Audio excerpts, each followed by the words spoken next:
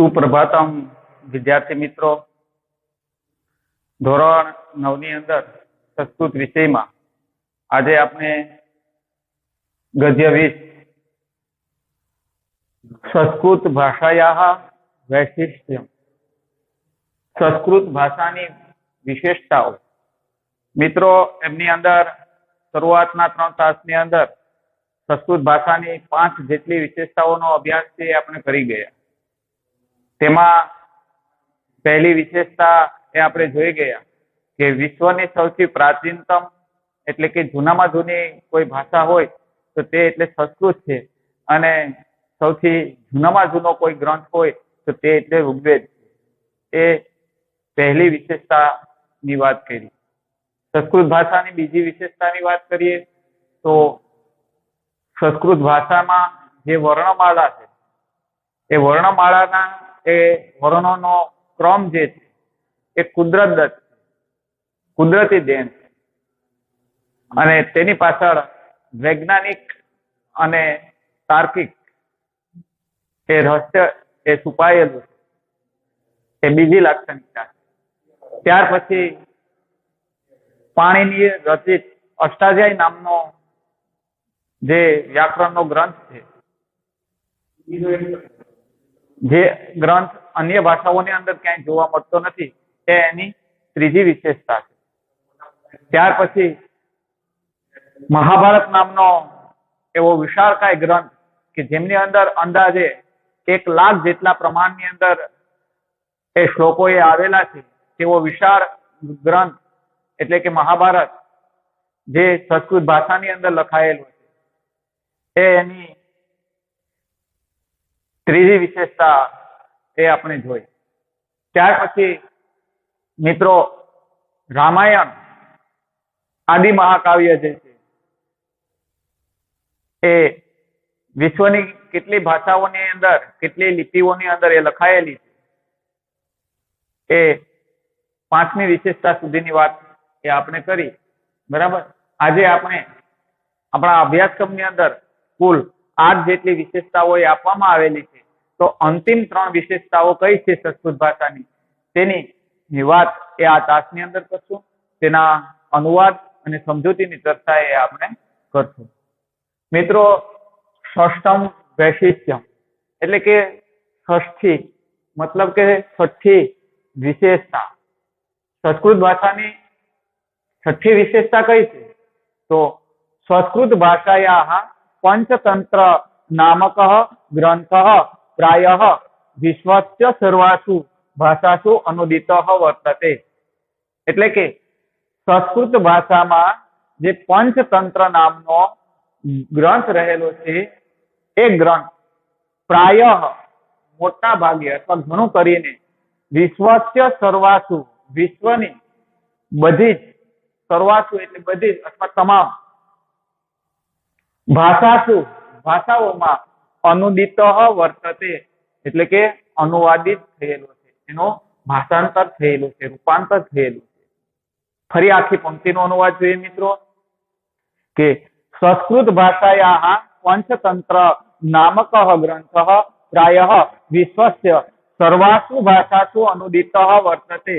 સંસ્કૃત ભાષામાં જે પંચતંત્ર નામનો ગ્રંથ છે તે મોટા ભાગે વિશ્વની બધી જ ભાષાઓની અંદર તે ભાષાંતરિત થયેલો છે, એટલે કે રૂપાંતરિત થયેલો છે, એનો અનુવાદ થયેલો છે.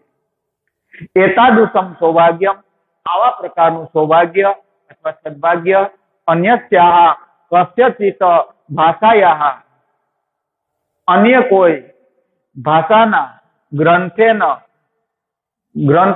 ગ્રંથને અદ્યાવધિ ન પ્રાપ્તમ, અદ્યાવધિ આજ સુધી, અત્યાર સુધી ન પ્રાપ્તમ, પ્રાપ્ત થયો નથી. મિત્રો, આવું જે સૌભાગ્ય છે તે આજ સુધી અન્ય કોઈ ભાષાના ગ્રંથને પ્રાપ્ત થયો નથી. બરાબર. કે જે ગ્રંથનો બીજી અન્ય ભાષાઓની અંદર શું થયું હોય? રૂપાંતર થયું હોય. મિત્રો, તમે આજકાલ ટેકનોલોજીનો ઉપયોગ આપણે કરીએ છીએ, તો ગૂગલ ઉપર સર્ચ મારીએ, રિસર્ચ કરવામાં આવે તો મિત્રો પંચ તંત્ર નામનો ગ્રંથ છે, એના વિવરો જોવામાં આવે, એને જોનાર આવું તો તો વિશ્વના ઘણા બધા અસંખ્ય લોકો એ આ ગ્રંથને આજે વાંચતા થયા છે. આ વસ્તુ જ એની ખ્યાતિ બતાવે છે, એનું સૌભાગ્ય બતાવે છે. આવું સદભાગ્ય એ બીજા કોઈ ગ્રંથને પ્રાપ્ત થયું નથી.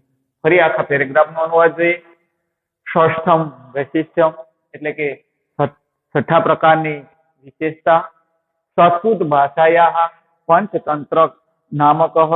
સંસ્કૃત ભાષામાં પંચતંત્ર નામનો ગ્રંથ પ્રાય વિશ્વસ્ય મોટાભાગે વિશ્વની સર્વાસુ એટલે બધી જ ભાષાસુ અનુદિત વર્તતે ભાષાઓની અંદર રૂપાંતરિત એટલે કે અનુવાદિત થયેલો છે. એતાદૃશમ સૌભાગ્યમ આવા પ્રકારનું સૌભાગ્ય અન્યસ્યાહ કસ્યચિત ભાષાયાહ અન્ય અથવા બીજી કોઈ ભાષાના ગ્રંથેન અદ્યાવધિ ગ્રંથને અત્યાર સુધી ન પ્રાપ્ત થયું નથી. મિત્રો અહીંયા વિશ્વસ્ય એ પદ છે, ષષ્ઠી વિભક્તિ એક વચનનું એ પદ છે. જે આપણે વિભક્તિનો અભ્યાસ કરી ગયા તેમાં તેની ચર્ચા છે કરી કે સ છે એવું બતાવે છે વિશ્વની, બરાબર. ષષ્ઠી વિભક્તિ એક વચનનું એ પદ છે. ત્યાર પછી મિત્રો સપ્તમ વૈશિષ્ટ્યમ એટલે કે સંસ્કૃત ભાષાની સાતમી વિશેષતા એ કઈ છે એ આ પેરેગ્રાફમાં બતાવવામાં આવી છે. તો શું કહે છે એમાં કે સંસ્કૃત સાહિત્ય 10 કુમાર ચરિત નામના સંસ્કૃત સાહિત્યમાં, બરાબર, સંસ્કૃત સાહિત્ય સ્થાન કે સમયનો ઉલ્લેખ હોય કે સ્થળનો ઉલ્લેખ હોય. સંસ્કૃત સાહિત્ય સપ્તમી વિભક્તિ એક વચનનું એ પદ છે. સંસ્કૃત સાહિત્યમાં 10 કુમાર ચરિતમ નામનો પ્રસિદ્ધમ એટલે કે પ્રસિદ્ધિ પામેલો, ખ્યાતિ પામેલું કથા પુસ્તકમ, કથા એટલે કે વાર્તાઓનું, પુસ્તકમ એટલે કે પુસ્તક વર્તતે રહેલું છે અથવા છે. આખી પંક્તિનો અનુવાદ આ પ્રમાણે થશે કે સંસ્કૃત સાહિત્યમાં 10 કુમાર ચરિતમ નામના પ્રસિદ્ધ વાર્તાનું પુસ્તક રહેલું છે અથવા વાર્તાનું પુસ્તક તે. મિત્રો આપણે ધોરણ 10 ની અંદર આ ગ્રંથની એક વાર્તાથી આવશે ત્યારે વિગતે તેની ચર્ચા છે કરશું. તસ્ય સપ્તમે ઉચ્છ્વાસ છે તેના 7મા ઉચ્છ્વાસમાં, બરાબર, 10 કુમાર ચરિતમ નામનો જે ગ્રંથ છે તેમના 7મા ઉચ્છ્વાસની અંદર શું કહે છે એકમ પાત્ર એટલે કે એક પાત્ર પ વર્ગ પ્રયોગ રહિતા, પ વર્ગના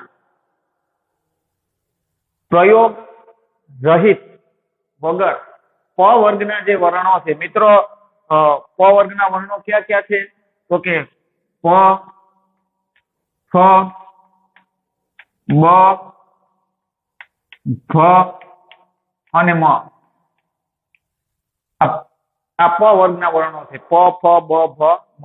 આ પ વર્ગના વર્ણના પ્રયોગ વિના, એનો પ્રયોગ નહીં કરવાનો, એના પ્રયોગ રહિત વાક્યાની વધતી, વાક્ય વધતી બોલે છે. વધતી વર્તમાનકાળ પરસ્મય પદ, ત્રીજો પુરુષ, એક વચનનો એ પદ છે. મિત્રો શું કહે છે આખી પંક્તિનો અનુવાદ જોઈએ કે તસ્ય સપ્તમે ઉચ્છ્વાસ તેના 7મા ઉચ્છ્વાસમાં એકમ પાત્રમ એક પાત્ર પ વર્ગ પ્રયોગ રહિતા વાક્યાની વધતી, પ વર્ગના વર્ણો વગર વાક્ય બોલે છે. વર્ણમાલા અમુકાન, વર્ણમાળાના અમુક વર્ણાનો વિહાય, વર્ણોને વિહાય એટલે ત્યજી દઈને અથવા છોડી દઈને સંવાદ કરવો, વાતચીત કરવી, વાર્તાલાપ કરવી એ સંસ્કૃતે એવ સંભવતી, એ સંસ્કૃત ભાષામાં જ સંભવ છે, શક્ય છે.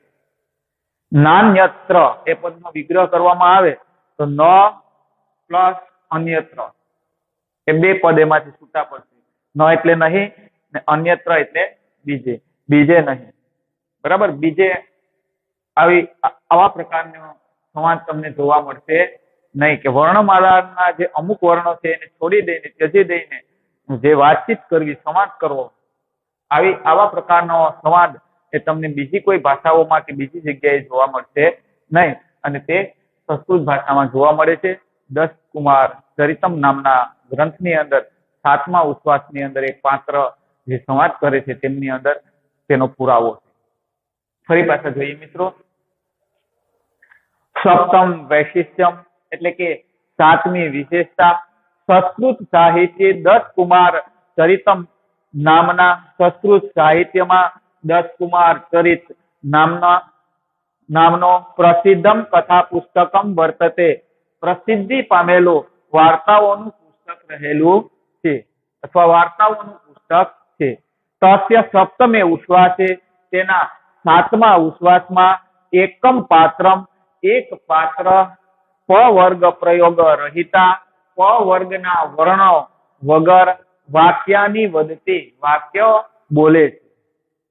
વર્ણમાલા અમુકાન વર્ણમાળાના અમુક વર્ણાનો વિહાય વર્ણોને છોડી દઈને સંવાદ કરણમ એટલે કે સંવાદ કરવો અથવા વાતચીત કરવી અથવા વાર્તાલાપ કરવો એ સંસ્કૃતે એવ સંસ્કૃત ભાષામાં જ સંભવ છે અથવા શક્ય છે, ન અન્યત્ર બીજે નહીં. આ એની 7મી વિશેષતા થઈ સંસ્કૃત ભાષાની મિત્રો. ત્યાર પછી તેમની અંતિમ અને છેલ્લી આપણા અભ્યાસક્રમની અંદર જે આપેલી છે 8મી વિશેષતાની વાત કરીએ. તેના પછીના પેરેગ્રાફની અંદર શું કહે છે?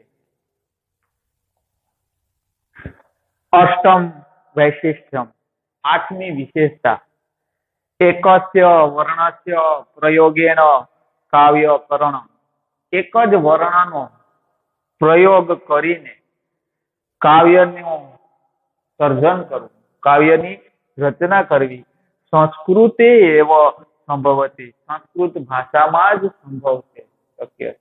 એક જ વર્ણનો પ્રયોગ કરવાનો અને તેમાંથી કાવ્યનું સર્જન કરવાનું, આ વસ્તુ સંસ્કૃત ભાષાની અંદર જ શક્ય છે. મહાકવિ માઘેન વિરચિતે. મહાકવિ માઘ રચિત અથવા મહાકવિ માઘે રચેલા શિશુપાલ વધ મહાકાવ્ય. શિશુપાલ વધ નામના મહાકાવ્યમાં દકારસ્ય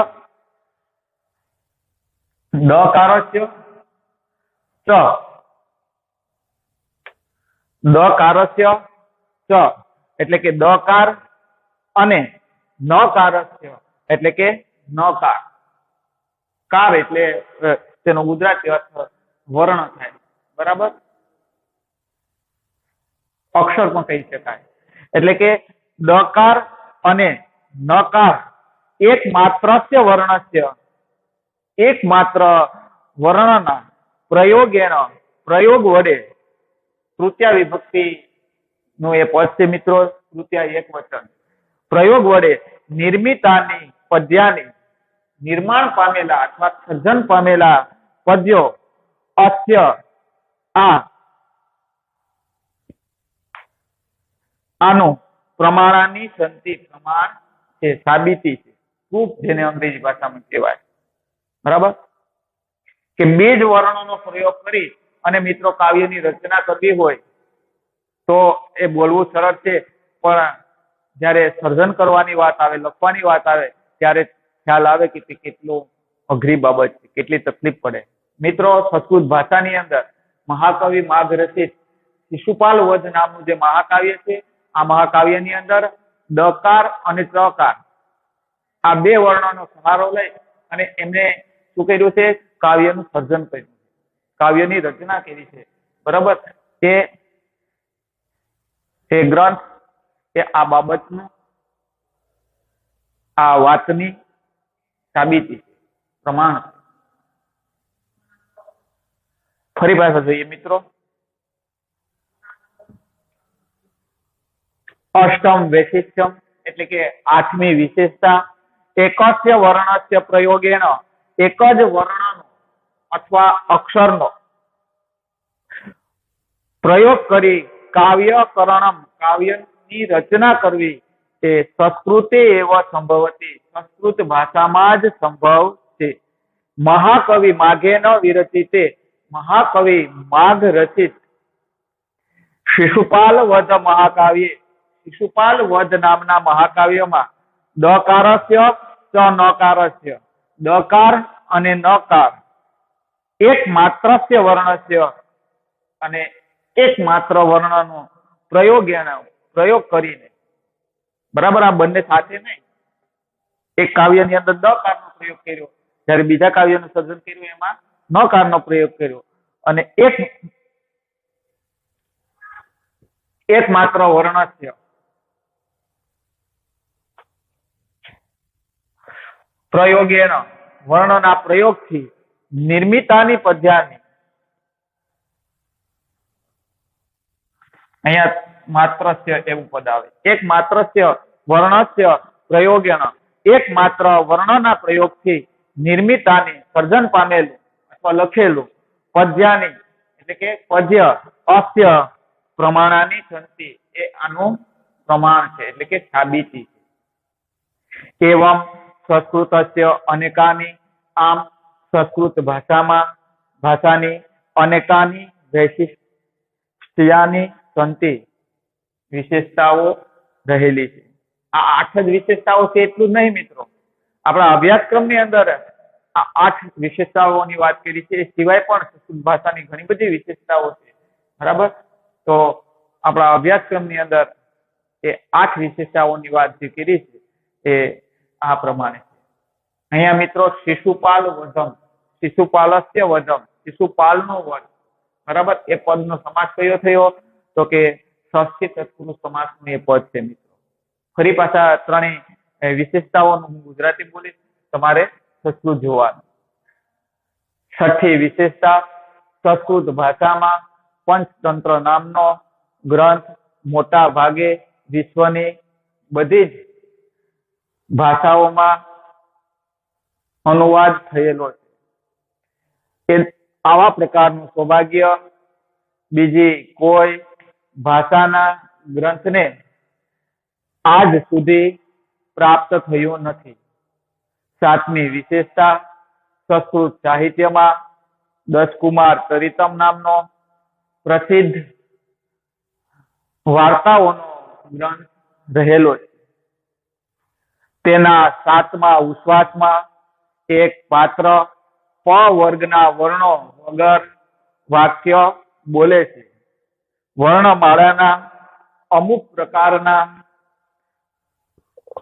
વર્ણોને છોડી દઈને વાતચીત કરવી, સંવાદ કરવો એ સંસ્કૃત ભાષામાં જ સંભવ છે, બીજે નહીં. આઠમી વિશેષતા, એક જ વર્ણનો પ્રયોગ કરીને કાવ્યનું સર્જન કરવું અથવા રચના કરવી એ સંસ્કૃત ભાષામાં જ સંભવ છે.